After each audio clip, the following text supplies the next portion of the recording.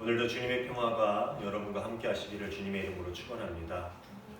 오늘 갑자기 또 눈이 오고 날이 추워졌는데요. 아직 겨울이 다 끝난 것 같지 않습니다. 좀 있으면 봄이 올 텐데 우리 봄과 함께 다음 주에 사순절이 시작이 되지요. 그 사순절 기간 동안에 여러분의 신앙이 아까 우리가 찬양했듯이 꽃들이 피기를, 그리고 귀한 열매가 맺혀지기를 주님의 이름으로 축원합니다. 오늘 말씀을 보면요, 예수님께서 제자들을 데리고 겟세마네 동산에 올라가셔서 이제 기도하시는 그런 이야기가 나옵니다. 겟세마네라는 그 이름은요, 기름 짜는 틀이라는 뜻을 가지고 있는 히브리어입니다. 겟세마네는 감람산에 있었는데 감람산은 올리브산이다라는 뜻을 가지고 있었죠. 아마도 올리브가 많았기 때문에 사람들이 그곳에서 기름을 많이 짜지 않았을까라는 것으로 추측을 할 수 있습니다. 그런데 이 산은 유대 전통적으로 기도의 장소로 간주되기도 합니다. 재밌죠?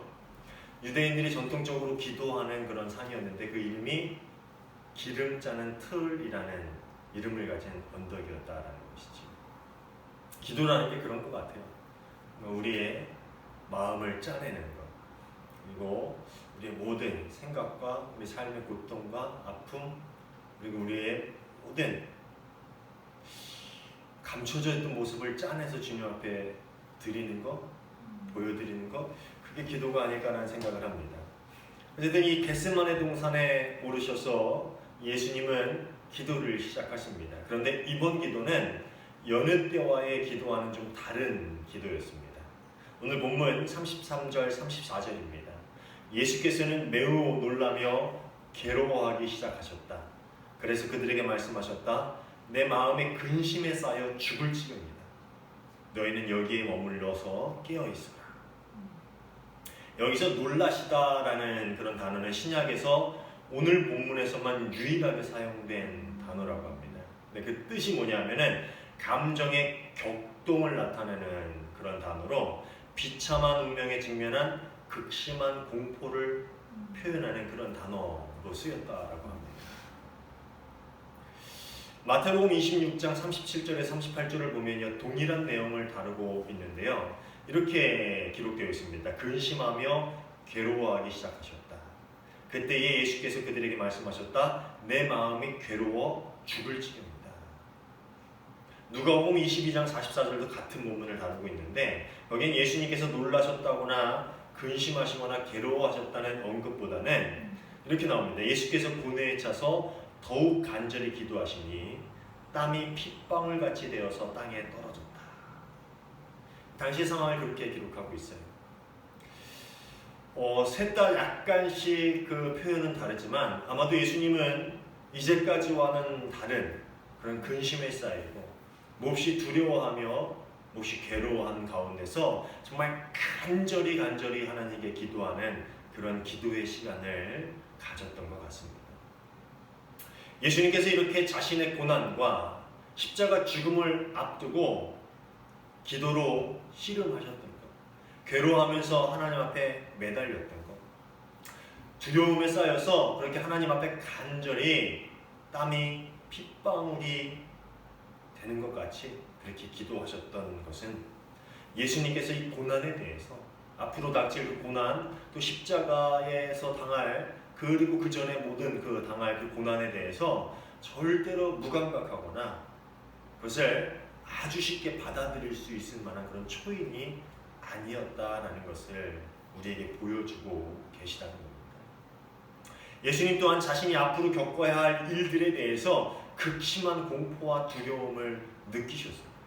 왜냐하면 예수님 또한 우리와 똑같은 완전한 인간의 몸으로 이 세상을 살아가셨기 때문입니다.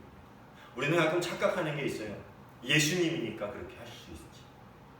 우리는 못하지만 예수님이니까.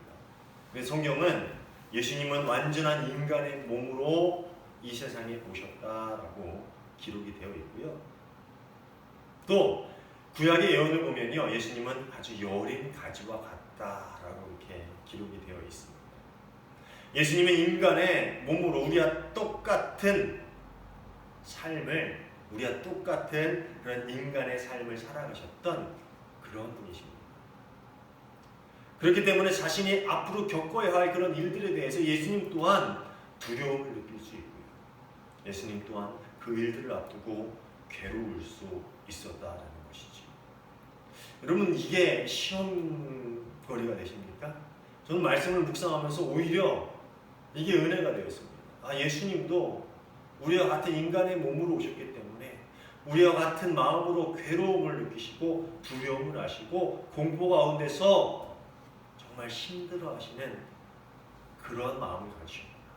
저는 이게 오히려 위로가 됐습니다. 왜냐하면 그렇지만 그 예수님은 그런 엄청난 두려움에도 불구하고 그 고난을 받아들이고 감당하기로 결심하셨기 때문입니다. 왜냐하면요, 그것이 우리를 향한 사랑이 어떤 사랑인지를 보여주는 가장 효과적인 방법, 효과적인 길이었기 때문이다라고 저는 생각을 합니다. 히브리어로 영광이라는 단어가 있는데요, 카보드라는 단어를 가지고 있습니다. 이 말은 무겁다, 무거움, 그 무게가 좀 나가는 그런 것을 의미합니다. 하나님께 영광을 돌리는 것, 하나님께서 영광을 받으신다. 이 모든 그 영광이라는 단어에는 무게를 감당하는 일이다라는 그런 뜻을 가지고 있다라는 겁니다. 즉 하나님께 영광을 돌리는 것은 입으로만, 신용으로만 하는 것이 아니라 우리 삶 가운데 하나님께 영광이 될 만한 일들의 그 무게, 그 감당의 무게를 짊어져야지만 할 수 있는 일이다라는 그런 뜻을 가지고 있는 것 같습니다. 그런데 누군가를 사랑하는 것 또한 무게를 감당하는 일이라고 생각을 합니다. 지난번에 말씀드렸듯이 사랑은 입으로만 하는 게 아니라 뭘로 하는 거라고요? 우리의 몸으로, 우리의 삶으로, 우리의 인생 가운데서 행하는 것이 사랑이다라는 것이죠. 말로만 하는 것은요, 사랑의 무게를 감당하는 일이라고 말할 수가 없습니다. 사랑하기 때문에 겪어야 할 힘들고 어려운 시간들과 노력과 인내, 그리고 그 기다림들을 감당하는 것, 그 모든 무게를 몸소 견디며 표현할 때 그것이 진짜 사랑이다라는 것입니다. 저도 아이를 둘 기르지만 아이를 기르는 일이 쉽습니까? 엄마들은 그런 얘기를 해요. 뱃속에 있을 때가 훨씬 더 편하다고. 뱃속에 나오면 더 힘들다고. 저는 뭐 뱃속에 있어 본 적이 없으니까 잘 모르겠지만 아이들 둘을 기르면서 아이들 기르는 것이 참 쉬웠다? 별일 아닌 것처럼 느껴졌다라고 말할 수는 없을 것 같아요. 참 힘들고 어려운 일입니다. 그런데 그럼에도 불구하고 그 힘들고 어려운 일들을 감당하는 이유가 뭡니까? 사랑하기 때문이죠. 말로만 나는 너를 사랑해 라고 하면서 자녀에 대한 책임을 그 삶 가운데 지지 않는다. 입으로만 내 귀한 딸, 내 귀한 아들 하면서 그 자녀에 대한 마땅한 도리를 다하지 않는다면 이게 사랑하는 것일까요? 아니죠. 그 삶으로, 몸으로 삶 가운데서 그 사랑을 보여주어야지 그것이 진짜 사랑이라는 것입니다. 힘들어도, 때론 화가 나고, 때론 얄밉지만 그래도 용서하고, 또 자녀를 위해서라면 고생하는 것을 마다하지 않는 것, 그것이 사랑이다라는 것이죠. 얼마 전에 저녁 시간이 돼가지고 제가 딸한테 전화를 했어요. 도서관에 가 있는데 저녁 같이 먹을래? 뭘 먹고 싶니? 했더니 스시를 먹고 싶다고. 요즘 애들은 담이 커요. 스시를 사주는데 스시 하나를 사놓고 우리 집사람 주위에서도 하나를 주문하고 포장해놓고 이제 이렇게 먹는 모습을 좀 보고 있었습니다. 저는. 근데 그 아이의 입으로 들어가는 그 음식들을 보면서 그게 그렇게 기쁜 건지 그날 새삼 좀 깨달았어요. 왜 그래? 내가 먹지 않지만 내 아이가 먹는 모습만 봐도 기쁘고, 그게 비싼 음식임에도 불구하고 아깝지 않은 이유가 뭡니까? 사랑하기 때문이죠. 자녀를 키우면서 이 자녀가 나중에 커서 나한테 효도하겠지? 이 자녀가 나한테 커서 용돈을 많이 주겠지? 일명 재테크의 목적으로 이렇게 자식을 키우진 않지요. 그러는 분들이 있습니까? 그렇지 않죠. 재테크로 하면은 굳이 자식을 키울 필요가 있을까 해요. 네? 그것만큼 비효율적인 재테크가 어디 있겠습니까? 예전에 우스갯소리로 이런 말을 들은 적이 있어요. 아들이 하도 엄마가 막 잔소리하고 혼을 내니까 엄마, 나 엄마 아들 아니지? 나 주워 왔지? 그랬더니 엄마가 뭐라 그랬는 줄 아세요? 야, 주워 왔으면 너 같은 걸 주워 왔겠니? 좀 괜찮은 애를 골라서 데리고 왔겠지. 우스갯소리로 그런 얘기를 했다는데, 그렇죠. 자녀가 잘났기 때문에, 아니면 나중에 나한테 잘할 것 같기 때문에 그 모든 고난의 시간들, 고통의 시간들, 힘든 일들을 감당하면서 키우고 사랑하는 게 아니죠. 그냥 사랑하기 때문에 그 일들을 감당하는 것이지요. 우리가 하나님을 진정으로 사랑하게 될 때에 그 크기의 사랑만큼, 그 사랑의 크기만큼 우리는 인생의 다른 모든 것들보다 하나님을 더 갈망하게 되고요.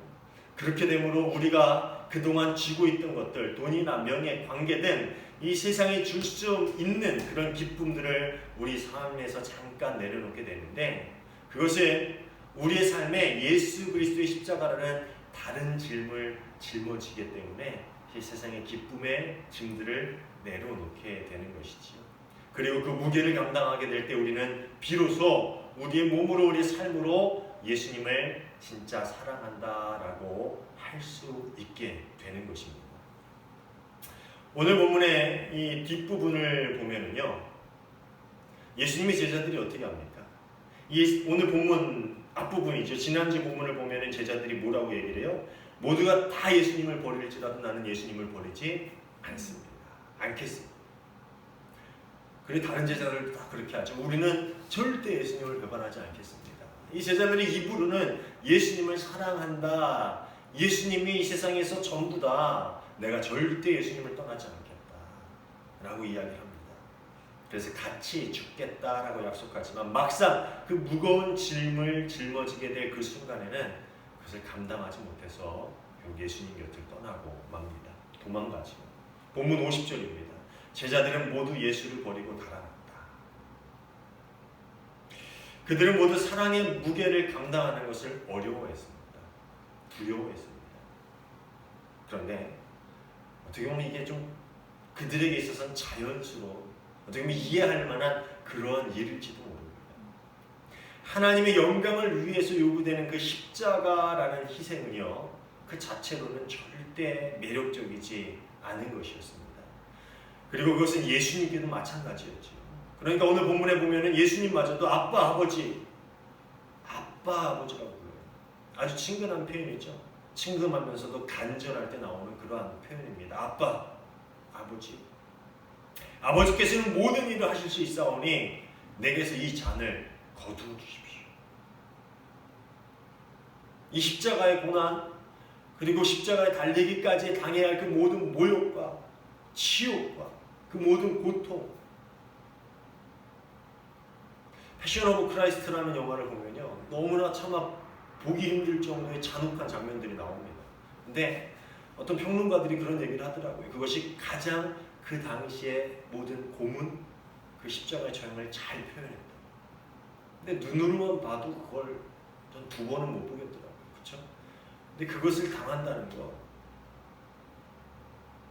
그것은 결코 가벼운 일이 아니었습니다. 그러니까 예수님도 아빠, 아버지 하실 수 있다.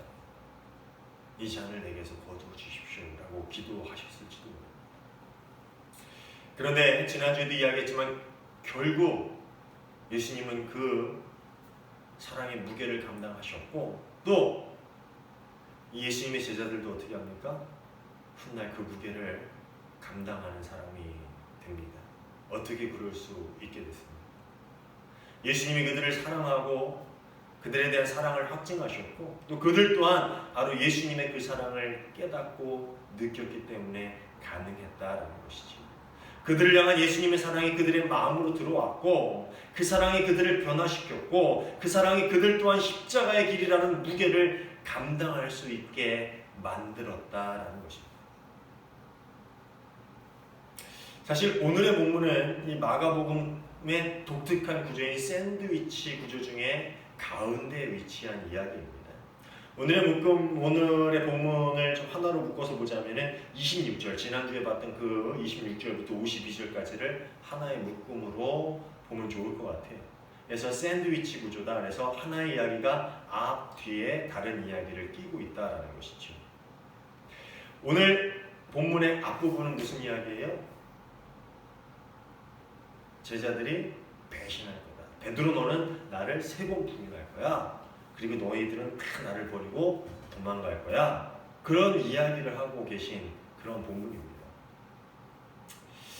그리고 뒷부분은 어떠한 이야기입니까? 43절부터 마지막 부분까지 이야기인데 실제로 그 예수님의 말씀대로 예수님이 체포당하실 때 모든 제자들이 다 도망가는 그런 이야기들을 다루고 있어요. 그리고 독특한 이야기가 하나 등장을 하는데 본문의 마지막 부분인 51절, 52절입니다. 그런데 어떤 젊은이가 맨몸에 홑이불을 두르고 예수를 따라가고 있었다. 그들이 그를 잡으려고 하니 그는 홑이불을 버리고 맨몸으로 달아났다. 여기 보면 52절에 개역개정으로 보면 벗은 몸으로 도망갔다. 다급하게 도망갔다는 얘기겠죠. 다른 복음서에는 이 이야기가 등장을 하지 않는데 이 마가복음에는 이게 등장을 합니다. 그래서 어떤 학자들은 이 젊은이가 마가였을 것이다 라는 그런 이야기도 합니다. 물론 그것을 증명할 수는 없지만 그런 이야기도 합니다. 여튼 중요한 것은 제자들과 예수님을 따르던 모든 사람들이 예수님이 잡혀가는 것을 숨어서 보긴 했지만 결국 다 도망가고 말았다라는 것이죠. 그 제자인 베드로도 예수님이 경계에 붙잡혀 있는 것을 보기 위해서 가까이 가죠. 그러나 어떻게 합니까? 너도 한패지? 라는 말에 나는 아니야 3번 부인하고 예수님을 등지고 떠나갑니다.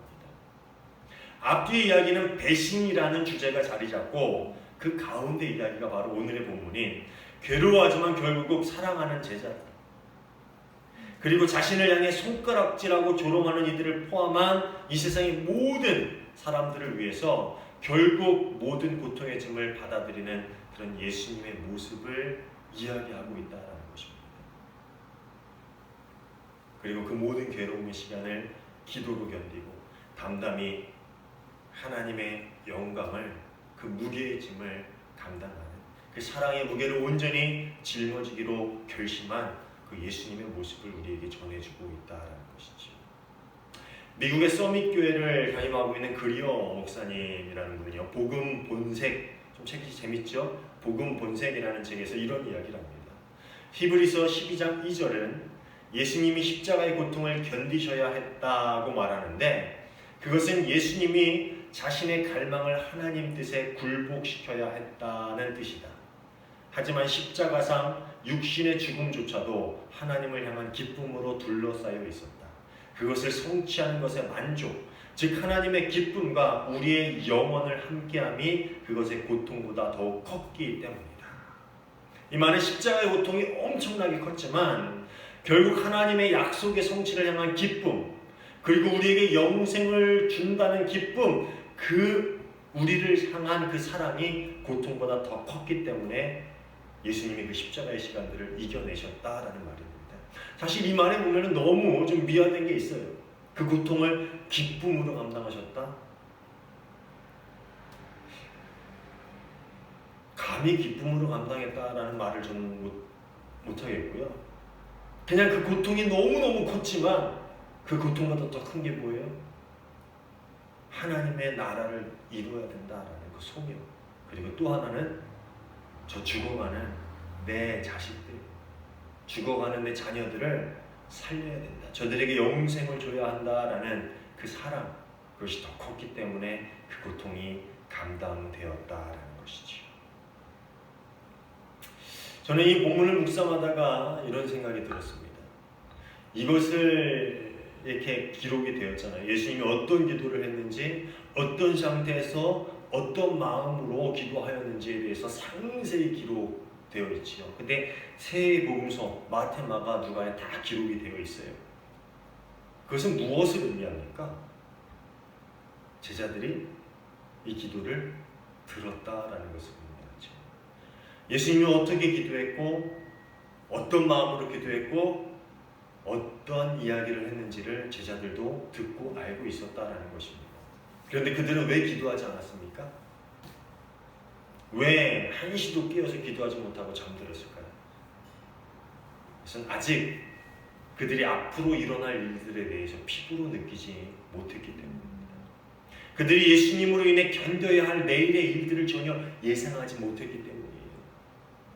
예수님에게 어떤 일이 일어날지도 예수님이 말씀하셨지만 믿지 않았고요. 또 그들이 그 예수님의 사랑을 알고 나서 자신들이 어떤 길을 가게 될지를 그들은 전혀 몰랐다라는 것이죠.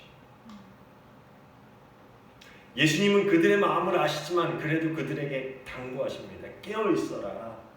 기도해라. 예수님께서는 제자들이 자기 곁에서 함께 기도하면서 그 시련의 순간들을 이겨내기를 바라셨던 것이지요. 물론 그들이 기도 안 할 것, 그리고 예수님을 배반하고 예수님을 버리고 도망할 것을 알고 계셨습니다. 그럼에도 불구하고 깨어 있어라, 기도해라. 너희가 당할 이 모든 시련의 시간들을 깨어 있어서 기도함으로 이겨내라. 당부하셨다라는 것이죠. 이 당부의 말씀은 당장뿐만 아니라 훗날 그들이 예수님의 길을 따라가려 할 때에 예수님이 겪었던 것 같은 고난이 그들에게 닥쳐오면은 그들이 어떻게 해야 하는지를 알려주시는 예수님의 당부의 말씀이었다라는 것입니다. 톰 라이트는 이 본문을 주석하면서 자신의 주석에 마지막에 이런 질문을 던지고 있습니다. 이 세 장면을 보면서 다시 한번 우리는 가만히 생각해 본다. 우리는 제자들처럼 조금 전까지 호언장담하다가도 곧바로 잠들었다가 혼란과 수치에 빠지는가? 우리 계획이나 기대에 어긋나면 언제든 예수님을 배신할 것인가? 아니면 정원에서 예수님과 함께 깨어서 고뇌에 찬 그분의 기도에 동참할 수 있는가? 즉, 이 샌드위치 구조의 세 가지 이야기에서 우리는 호언장담하면서 나태하게 예수님의 고난, 그 사랑의 무게, 그런 것에 대한 고민 없이 그렇게 살아갈 것이냐? 아니면은 그 고난의 순간에, 그 위기의 순간에 그냥 그렇게 도망가 버리고 말 것이냐? 아니면 예수님과 함께 그 고뇌에 찬 기도에 동참할 것이냐? 이 질문이 참 마음에 와닿았어요. 교회는 이 위대한 장면의 한가운데 살도록 부름을 받았다. 이렇게 이야기하고 있더라고요. 교회는 이 위대한 장면의 한가운데 살도록 부름을 받았다. 한참 이거를 읽었어요. 이 위대한 장면. 재밌지 않습니까? 어떤 사람은 예수님을 비난하면서 그런 얘기도 하더라고요.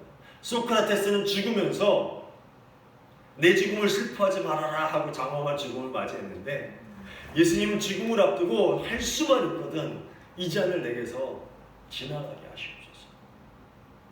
그런데 톰 라이트는 이것을 위대한 장면이다라고 이야기합니다.